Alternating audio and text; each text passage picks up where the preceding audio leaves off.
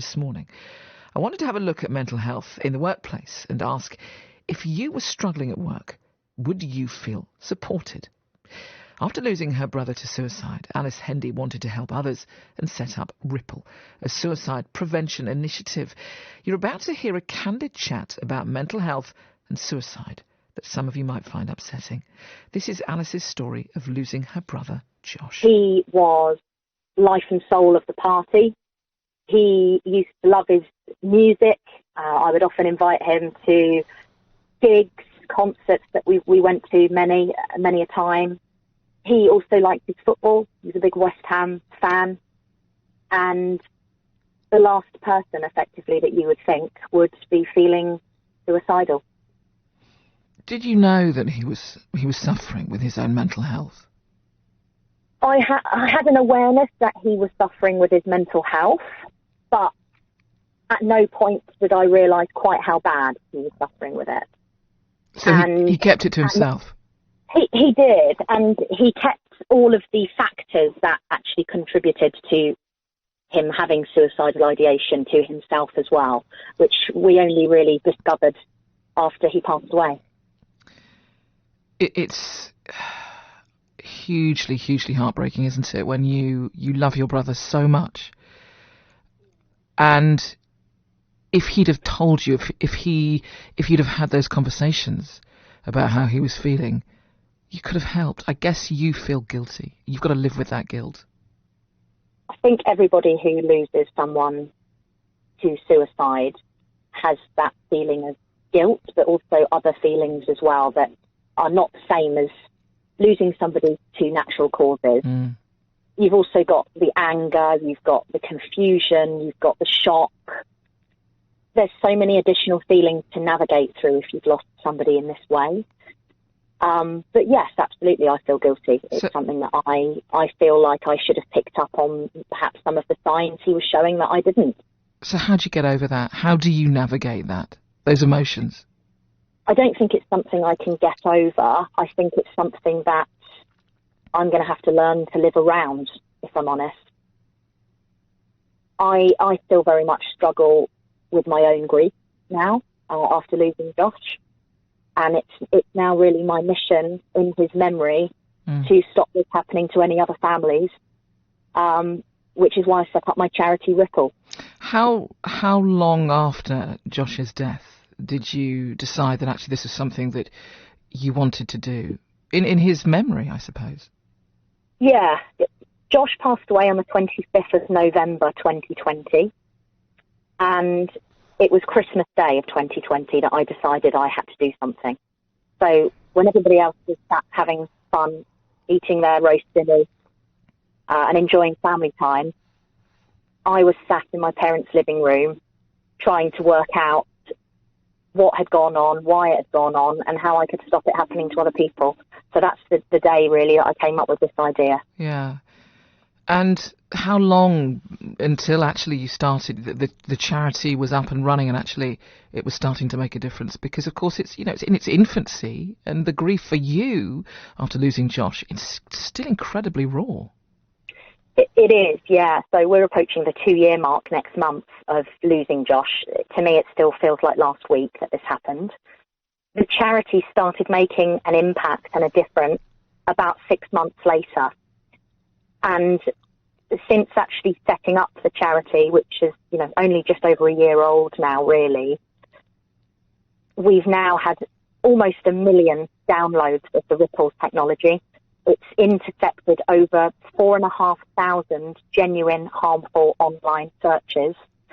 And even though it doesn't track or monitor any personally identifiable information, it has actually now saved 24 people from ending their life. How do you feel about that? That actually you've intervened in that way with your technology, and I'll ask you just next actually how all this works. But how do you feel that actually this has saved lives and will continue to do so?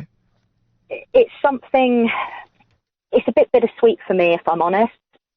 I feel like this charity has actually given me a purpose now. It's too late for my family, but it's not too late for yours.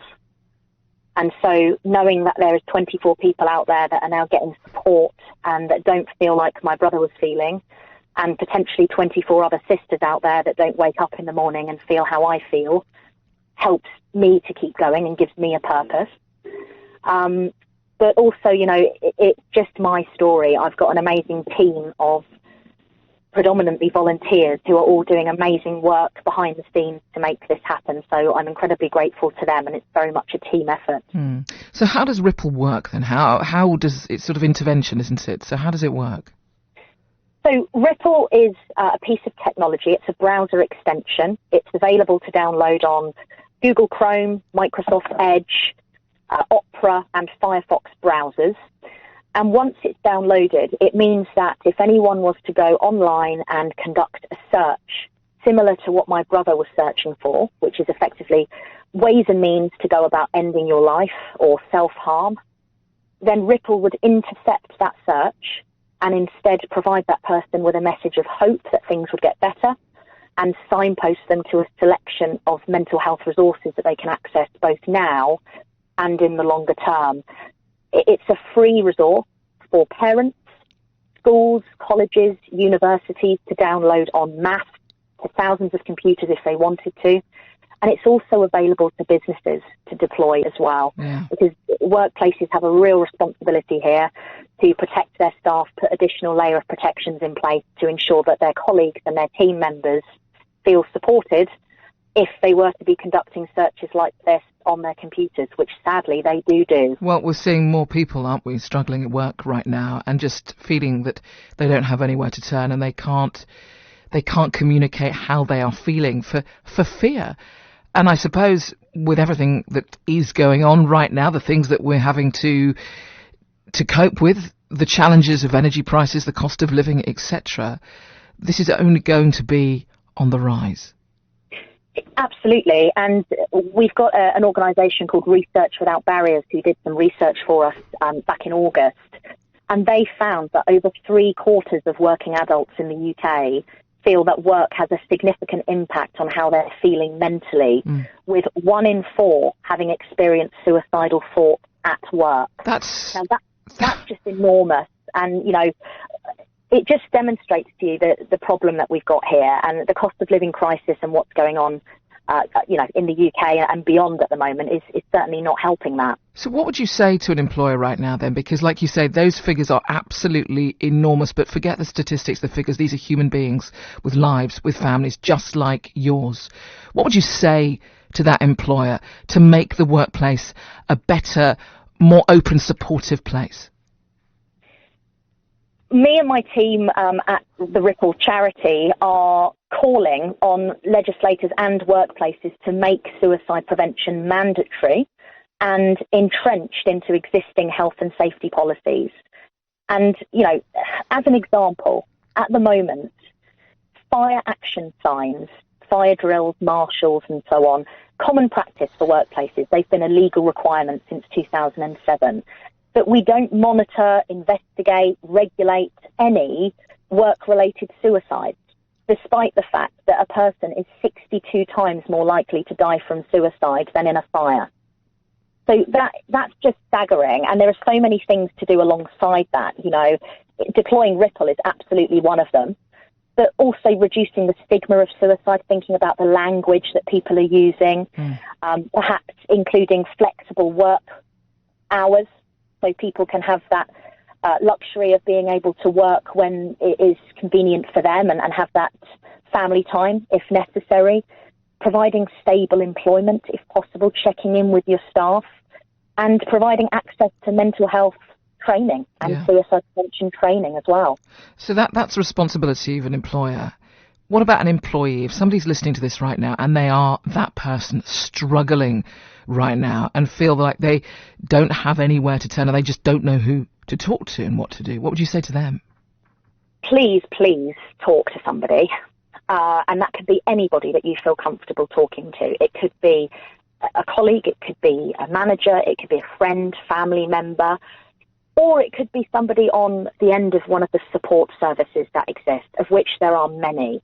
You can find all of them on our website, which is ripplesuicideprevention.com. But it's so, so important, so important, so important, so important, so important, so important, so that you talk to people. Don't bottle it up. Be honest about how you're feeling and get the support before it escalates. And if you've been affected by anything you've heard, please do give us a call and we can direct you to the relevant resources.